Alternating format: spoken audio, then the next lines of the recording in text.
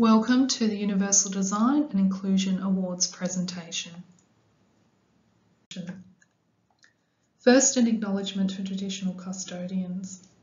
The Accessibility and Inclusion team at Trobe University acknowledge the traditional custodians of the different lands we reside on today and pay our deepest respects to elders past, present and emerging.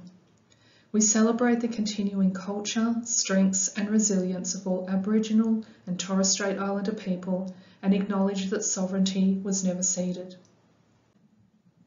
To introduce myself, I'm Kelly Bramston. I'm an accessibility advisor working on the Bundoora campus at Trobe University.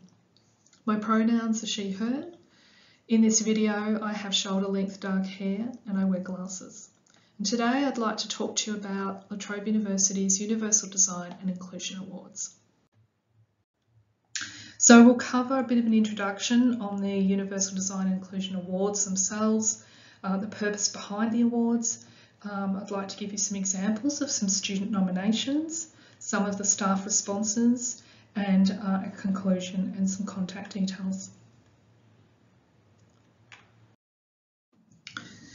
The awards were actually introduced in 2021 at the request of a student who was looking for a way to acknowledge the work of an academic who'd gone above and beyond to provide an inclusive learning experience. It was really important to us to acknowledge that the voice of the student in saying what they felt was inclusive and at the same time encourage staff to embrace those universal design principles. So we put together some criteria for nominations onto a website that's attached to our accessibility and inclusion website, and then that gave students a place to go to nominate and let us know what their inclusive experience was like with that academic or staff member. On this slide you can see a photo of some of the recipients receiving their award. So initially nominations were targeted at academics, however we've now opened the awards to all university staff at the request of students wanting to nominate people from other areas of the university.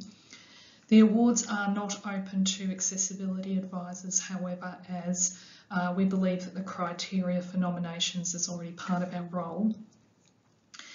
During 2021 we received 23 nominations, 2022 18, and so far this year we've received 18, and that number will continue to climb, so we feel it's had a really good uptake. All staff nominated receive an award at a morning tea that is attended by those staff both in person and virtually, which we organise at the end of the year.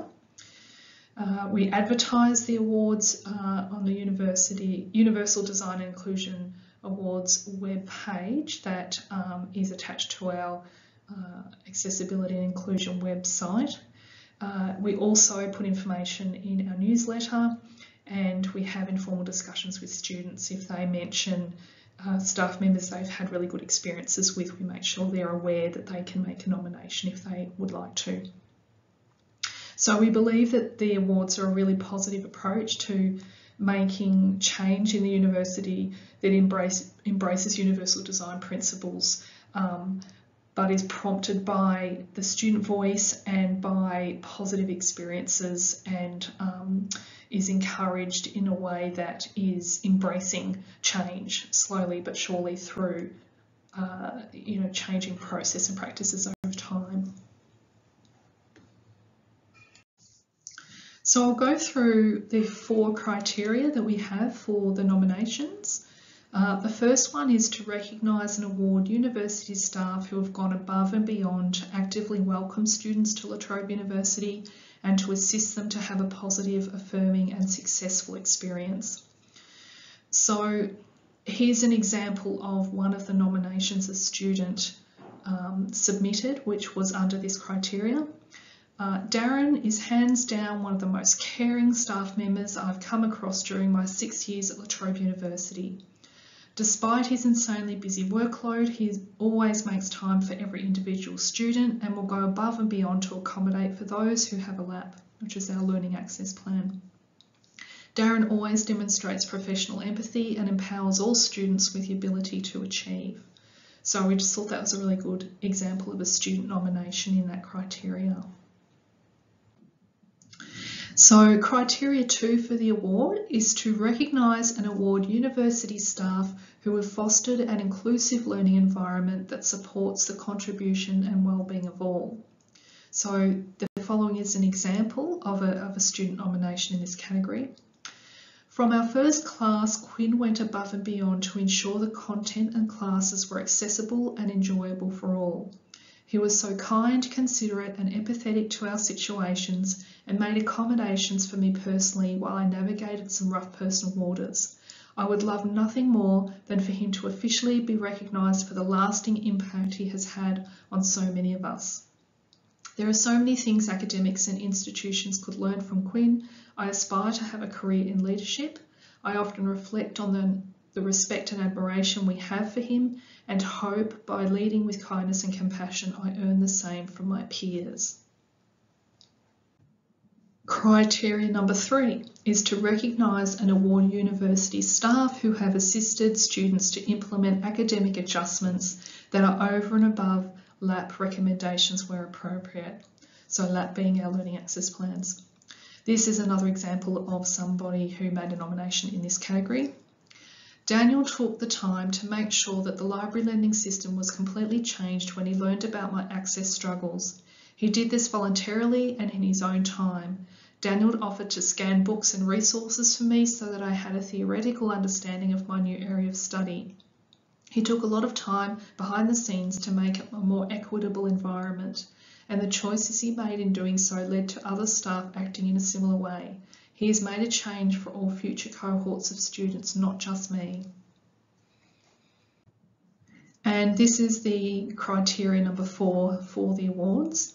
To recognise and award university staff who have created a curriculum that includes more than one way for students to learn and show their understanding via enhanced accessibility of learning content and delivery, including multiple means of engagement, representation, action and expression. So this is one of the student nominations in this category. Beck has by far been the academic I've seen put the most effort into being inclusive and welcoming to all students.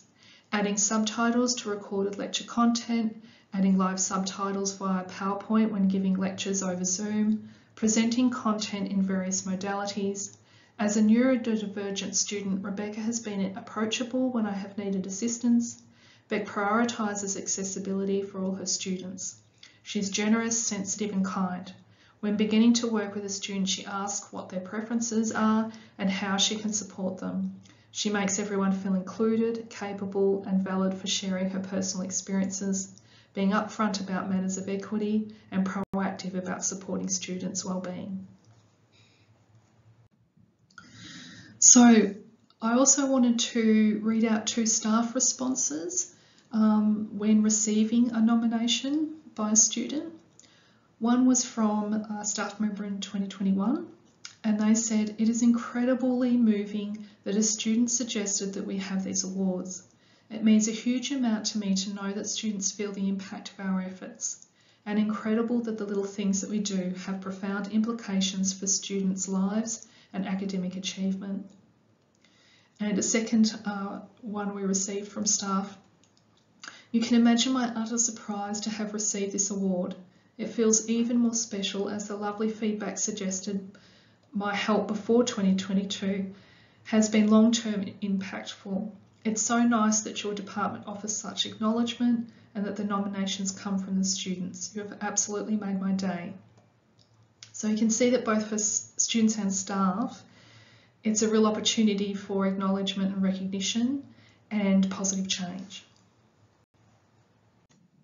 Last year, we received a nomination from a student for our Vice-Chancellor, and in that nomination, the student said, "John made time to meet with me via Zoom. He didn't just listen to my story, he actively set about making most of the changes I suggested, mostly minor administrative issues that beleaguered neurodiverse students like me. Whilst I understand that it is part of John's job, what was different is that he spent an hour of his time on Zoom with only himself, me and one other person listening to all I had to say. I'm nominating him because this has and will continue to make a material difference in the lives of future cohorts of students. And of course, we invited John along to the awards last year, and he was unable to make it because he needed to be in Canberra, but he was very nice to record this video for us, which I'll play now. I'm really honoured to be recognised with an Accessibility and Inclusion Award alongside some of our extraordinary academic and student advising staff. I don't know that I should be receiving an award today. The student who contacted me is the one who deserves recognition, but I'm really grateful to her for sharing her experiences with me and for suggesting some improvements we could make so that the Trobe becomes a more accessible and inclusive place to study. It was a really important reminder that making small changes that might appear insignificant or minor to us as staff, can still have a huge impact for our students. So thank you again, and well done to all of those being recognised with an award today. So in conclusion, I would just like to say that the intention of the awards is really to recognise and acknowledge staff who are champions of change, willing to actively embrace universal design for learning practices to improve the student experience. Students appreciate having an impact on what they believe constitutes a good educational experience, and staff are encouraged to continue to help make this possible. On the final slide, I've just listed our link for our accessibility and inclusion website at La Trobe University, our contact number and email address, so that if you have any further questions or would like to discuss anything about the awards, you can contact us. Thank you very much for your time.